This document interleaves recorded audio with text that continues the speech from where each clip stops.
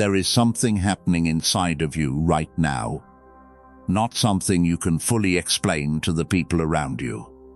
Not something you can post about without feeling like they won't understand.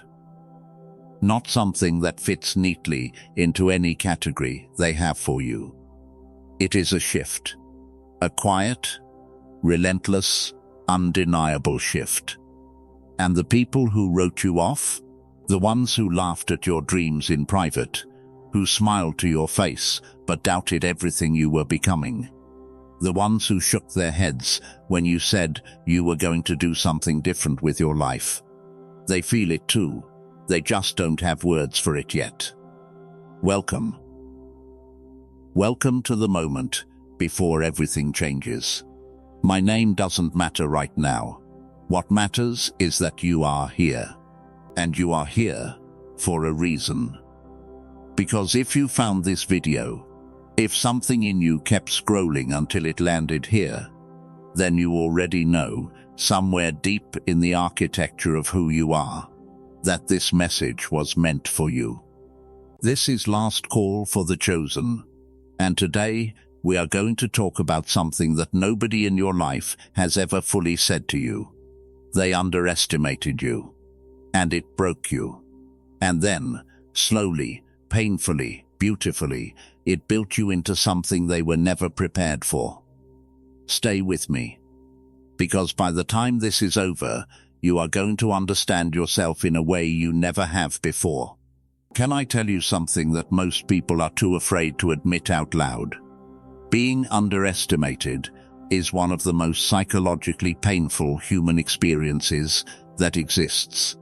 And the cruelty of it, the particular sting that never fully fades, is that most of the time it comes from the people closest to you.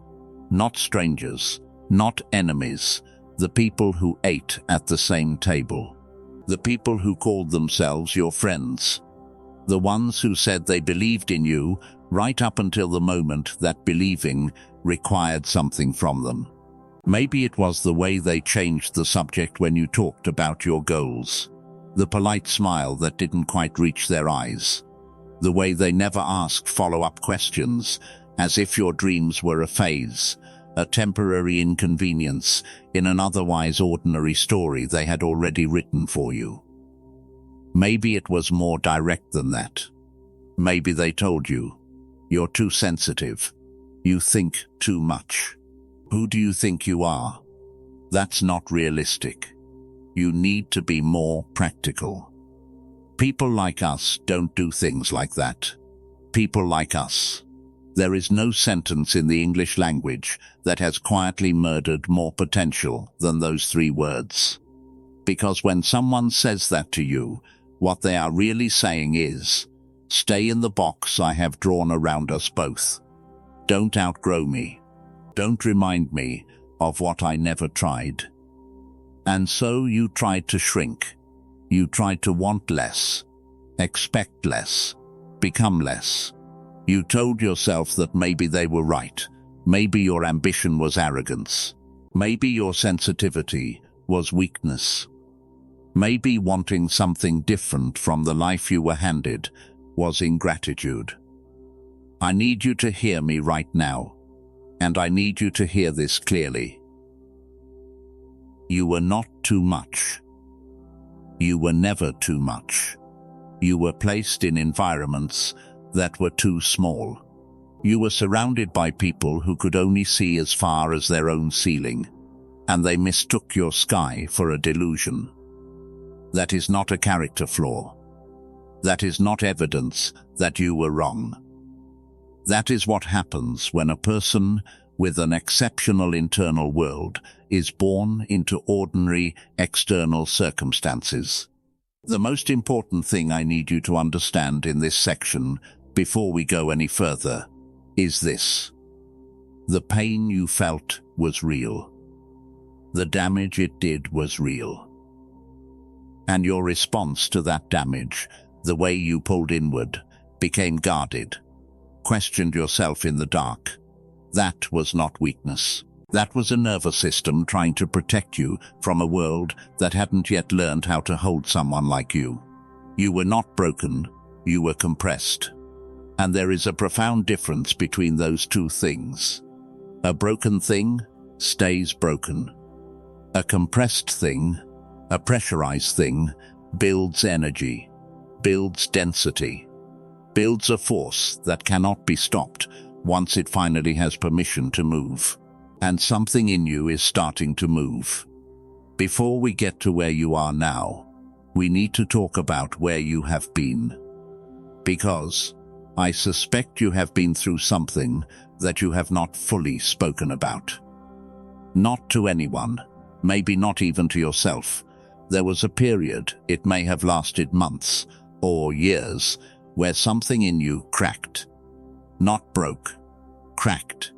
A fracture that ran through the center of who you believed yourself to be. Psychologists call what you experienced a period of identity disruption. When the stories other people have told you about yourself collide with the story that is trying to emerge from within you, the result is a kind of internal earthquake. The old foundation doesn't hold, and before the new one forms, you exist in a terrifying in-between. The first thread of green. Maybe during that time you withdrew. You became quiet in ways people around you noticed but didn't understand. You stopped sharing your inner world because every time you did, something about the way people responded made you feel more alone than the silence did.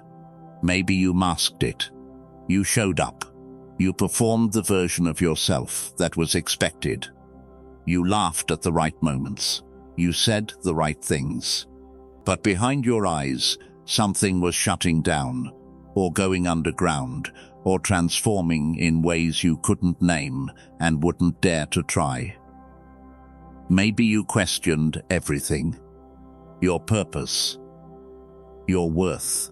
Whether the feeling that you were made for something specific was arrogance or truth.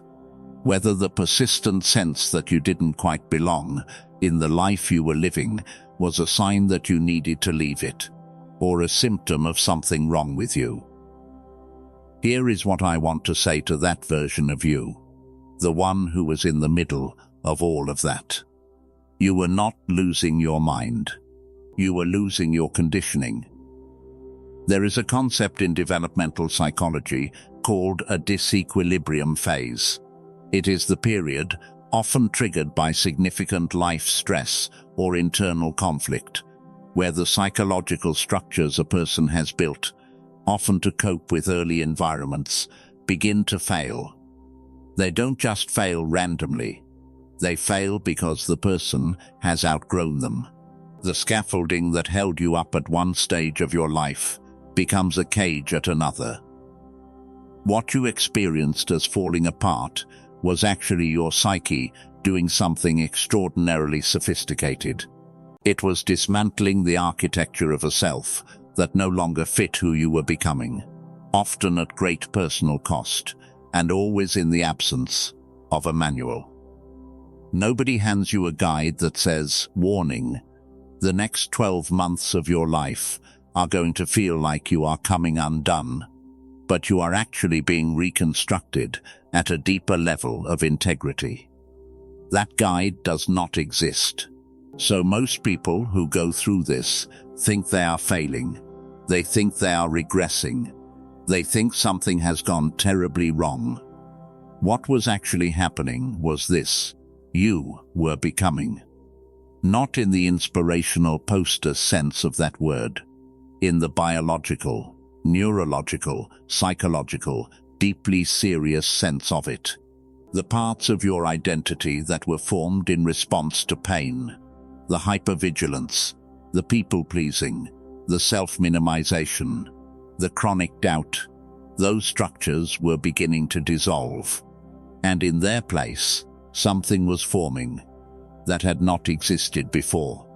Something quieter than ambition, but stronger than confidence. Something that didn't need external validation, because it was drawing from a different source entirely. You were not breaking down, you were breaking through. And the difference between those two things is everything. I want to describe something to you. And as I describe it, I want you to pay attention to any recognition you feel. Any moment where something inside you says yes, that is what has been happening. Because the signs of genuine inner growth, the real kind, not the kind you perform for social media, those signs are almost never celebrated. They are often invisible to the people around you. Sometimes they look, from the outside, like regression, like stillness, like giving up. But from the inside, from your side, they feel like clarity slowly returning after a very long fog. The first sign is that you stopped explaining yourself. There was a time when you would spend enormous energy trying to make people understand you, trying to justify your decisions, defend your choices, convince people who were never going to be convinced. And then one day, without any dramatic declaration, you simply stopped. Not because you gave up, not because you stopped caring, but because something in you recognized that the people who need you to perform your worthiness for them are not the people your future belongs to. The second sign is that your silence became different. Before, your silence was anxious. It was the silence of someone shrinking, someone holding their breath, someone terrified of taking up space. And then, gradually, your silence became still.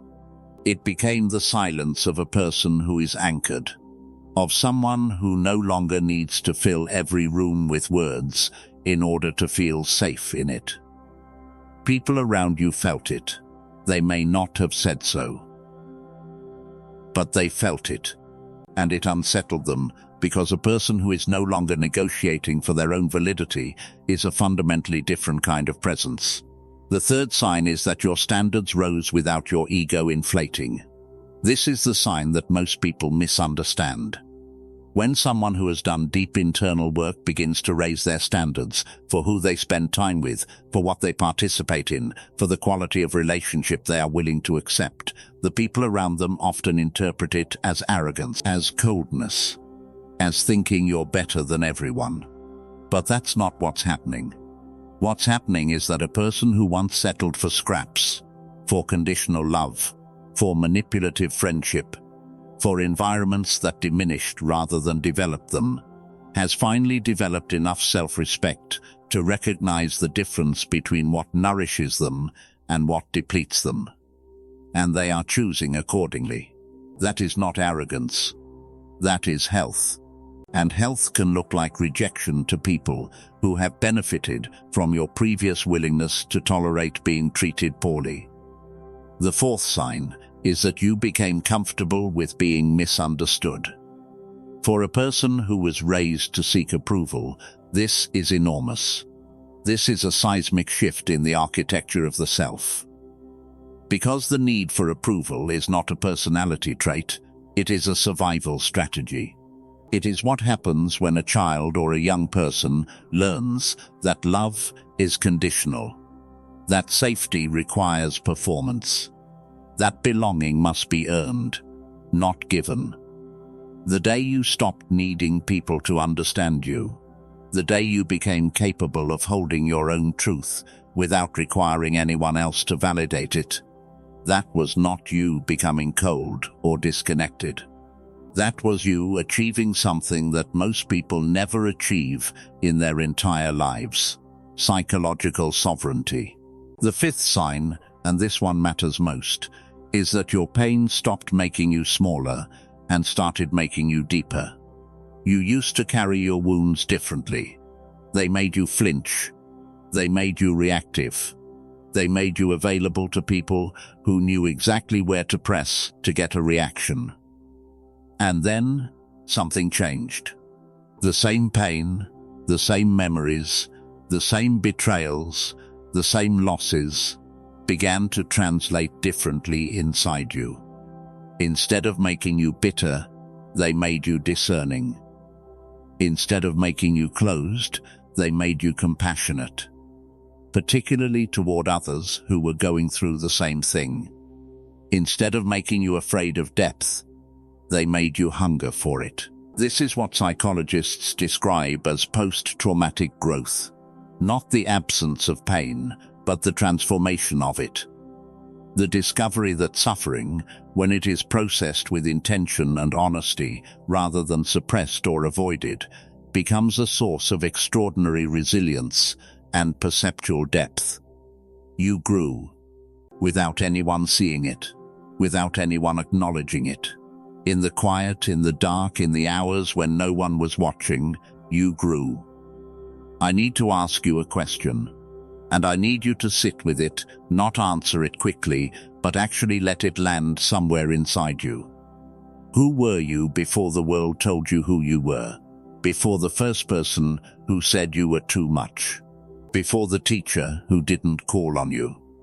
Before the parent who redirected your passion into something more practical? Before the friend who laughed at your dream? Before the relationship that made you feel like love required you to be less? Who were you then? What did you love without apology? What did you want with your whole body? What did the world look like to you before you learned to see it through the eyes of people who were afraid of their own greatness and therefore afraid of yours? That child, that original you, was not a phase. They were not naive. They were not wrong. They were a version of you that had not yet been taught to perform smallness for the comfort of others. And here is what I want you to understand, and what I want you to carry forward from this video more than anything else I say today. The person others underestimated was the performance. The person they are now afraid of is the truth. Let me explain what I mean by that. For years, perhaps most of your life, you presented to the world a version of yourself that was calibrated for acceptance. You learned, probably early, what was rewarded and what was punished. You learned what kinds of ambition were considered appropriate and which ones made people uncomfortable. You learned how much of your intelligence to display, how much of your emotion to show, how much of your conviction to express, before the room would turn cold. And so you edited, constantly, not because you were dishonest, but because you were adaptive, because you were navigating environments that could not metabolize the fullness of who you were. But here is what happens when a person stops editing, when they stop performing a reduced version of themselves in order to be accepted by people who were never going to offer the kind of acceptance that actually costs something. When they allow the full weight and presence of who they actually are to move through the world unfiltered, they become undeniable, not loud, not aggressive, not performatively confident in the way that is really just another kind of seeking. They become undeniable in the way that a force of nature is undeniable, not because it demands your attention, but because your attention finds it automatically. You have seen this in other people, perhaps. A person who walks into a room and changes the atmosphere without saying a word, whose presence makes you feel simultaneously more seen and more accountable, who seems to take up exactly as much space as they are entitled to, no more, no less, and who does it with a quiet that carries more power than most people's loudest moments. That is what psychological integration looks like in a human body. That is what happens when a person's outer presentation and their inner reality are no longer in conflict. When what they show the world is what they actually are. When the self is no longer split between the version that is trying to survive and the version that is trying to live. And that is who you are becoming. Right now, in this season that you are in. Not because something magical happened to you. Not because you were chosen in the sense of being selected above others. But because you chose, in the absence of a map, in the absence of permission, in the absence of a single person who fully understood what you were going through, you chose to keep becoming. You chose not to stop. You chose to stay in the process, even when the process was devastating. That is not luck. That is character. And character, once it has been formed under that kind of heat and pressure, it does not go backward. I want to talk about courage, not the kind that looks courageous from the outside, the invisible kind, the kind that never gets a witness. There is a particular form of courage that belongs specifically to people like you, people who have carried something for a long time without it being seen, people who have kept showing up in a life that was not yet reflecting back to them what they were putting into it. People who have maintained hope, sometimes by a thread, sometimes against every available piece of evidence, that things would eventually correspond to the truth of who they were. That is not ordinary courage. That is the rarest kind. Because it is easy to be brave when the outcome is clear. When someone is watching. When there is applause waiting at the finish line. The entire architecture of how we celebrate bravery is built around visible acts, the sudden decision, the dramatic gesture, the moment that can be put in a highlight reel. But the courage you have been practicing, the courage of staying quietly committed to your own development when no one was offering you a roadmap or a reward, that courage has no highlight reel. It plays out in the slowest, most private theater imaginable. In the moments before sleep, when you refuse to give up on the version of yourself you know is possible. In the choice, made again and again, not to become as small as the world sometimes required you to be. I want you to fully receive what I am about to say. Every time you chose not to give up on yourself, every time you sat with your pain and refused to let it write the ending, you were performing an act of profound psychological and spiritual integrity that most people will never be capable of. Not because they aren't built for it, but because the world never asks it of them the way it has asked it of you. You know what the people who underestimated you didn't account for? They didn't account for what happens to a person who keeps refining themselves in private. They didn't account for what happens when someone takes every blow, every dismissal, every moment of being made to feel invisible, and instead of becoming numb or bitter, becomes more clear, more intentional, more themselves. They underestimated the compound interest of quiet determination. They didn't realize that every day you kept going was a deposit. That every night you chose depth over bitterness was a deposit. That every morning you showed up, imperfect, uncertain, but still moving, was a deposit. And compound interest, over time, produces outcomes that are genuinely startling to people who weren't watching the accumulation. They only see the result. They don't see the 10,000 unglamorous days that built it. And so what they experience is not what they expected. What they feel, though they would never call it this, is a kind of awe that has an edge of panic in it. Because if you could do this, if you, the one they dismissed and diminished and categorized as ordinary, if you could become this, then what does that say about the choices they made? What does that say about the version of themselves they decided not to pursue? Their discomfort is not about you. It has never been about you. It has always been about the mirror you hold up without even trying to. And now that mirror is clear. And they are standing in front of it. And what they see is the distance between who they told themselves they were and who they were always capable of becoming. That is not your responsibility to manage. You did not create that discomfort. You only refused to make yourself smaller so they wouldn't have to feel it. And that refusal, that single, sustained, quiet act of refusing to be reduced, that is the bravest thing I have ever witnessed a human being do. We are almost at the end of this time together. And before we close, I want to leave you with something that is going to require something from you. Not effort, not performance, just honesty. The journey you are on, this journey of becoming who you actually are, it is not finished. It will not finish. That is not a warning.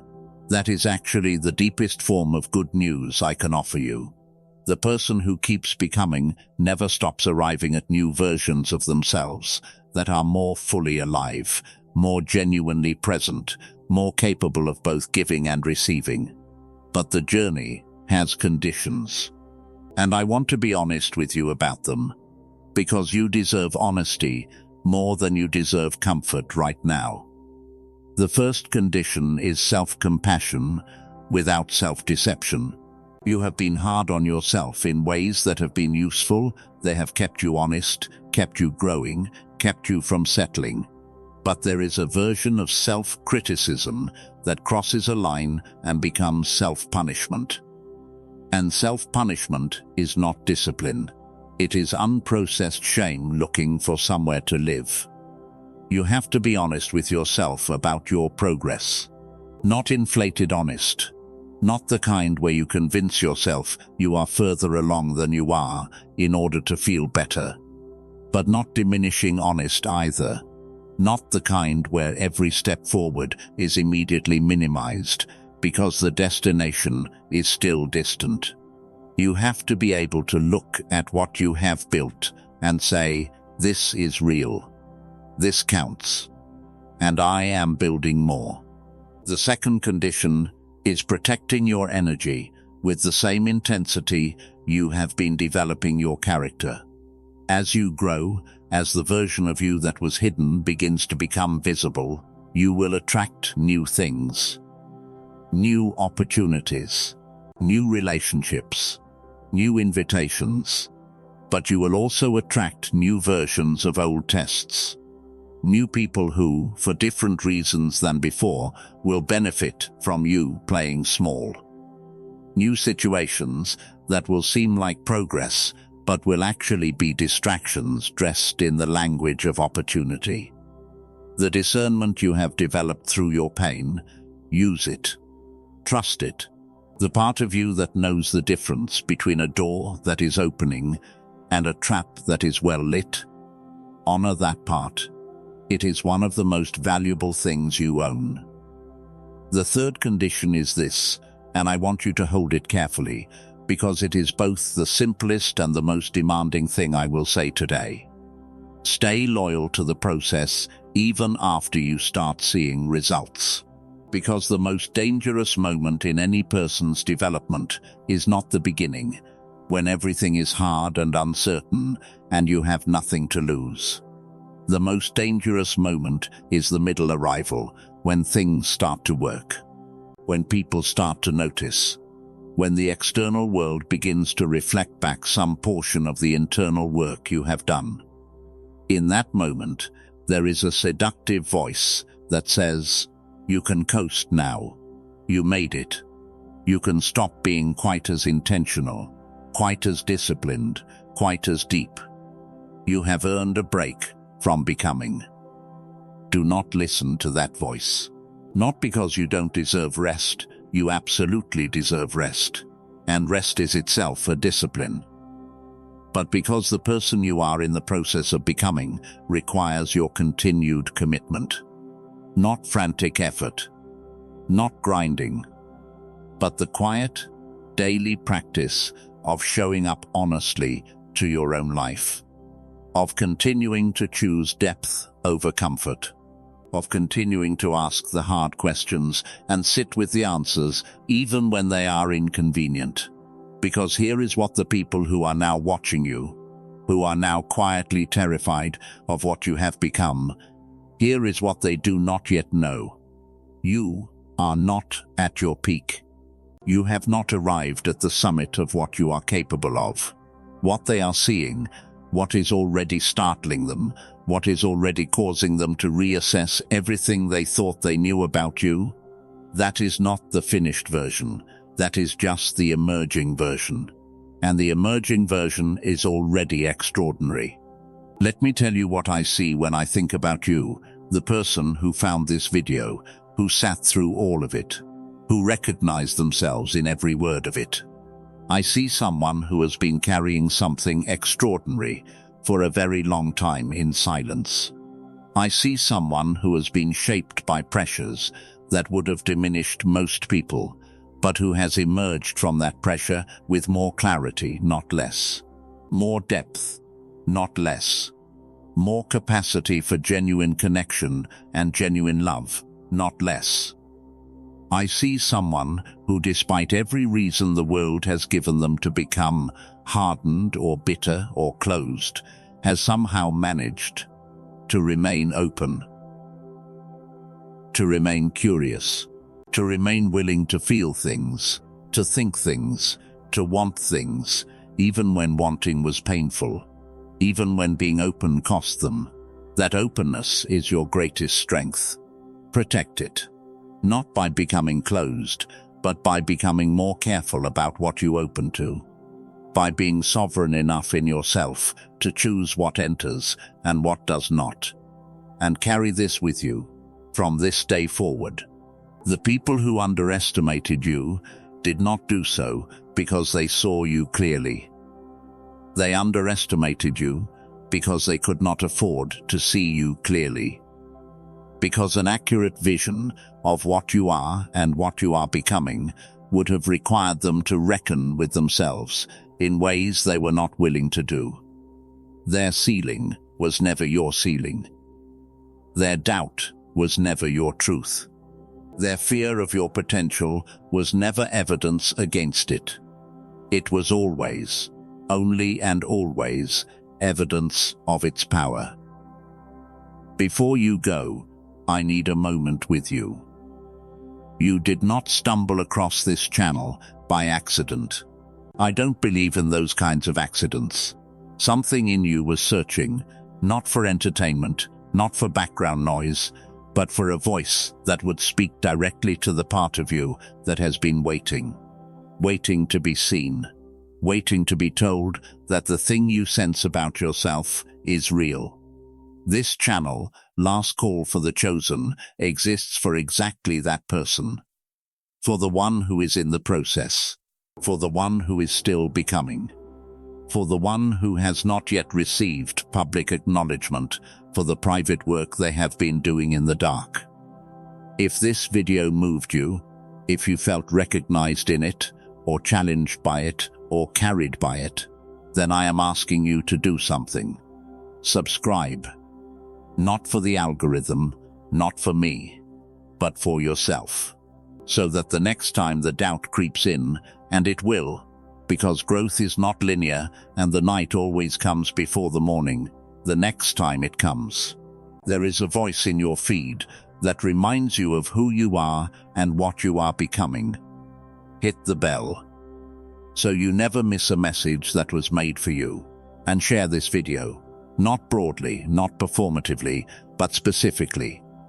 Think of one person right now, one person in your life who is carrying something in silence, who is in the middle of a transformation that no one around them fully understands, who needs to hear that they are not falling apart, they are being rebuilt at a level of depth that the people around them can't yet perceive.